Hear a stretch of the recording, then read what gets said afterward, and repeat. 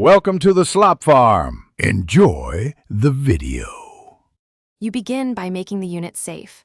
Unplug the Crompton Quietpro and wait about 5–10 minutes so internal components settle. Once done, take out the grease tray and the filters. This lets the auto-clean cycle run without obstructions. Make sure you have a mild degreaser, a soft brush, and a microfiber cloth in reach because you'll need them immediately after the cycle. Start the auto-clean function now so the loosened grime softens while you prepare the cleaning tools and workspace.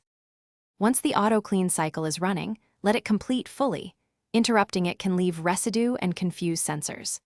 After it finishes, remove the filters and soak them in warm water with your degreaser for 10–15 minutes so trapped oil dissolves. Rinse the filters thoroughly until the water runs clear and gently tap dry.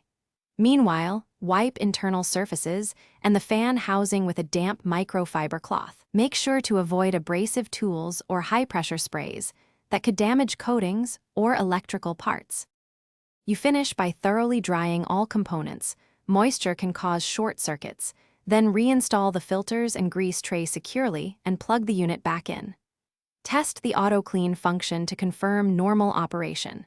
If the auto-clean doesn't start, make sure the unit has power, check the fuse and the door/sensor switches for a stuck state, and reset the unit if available.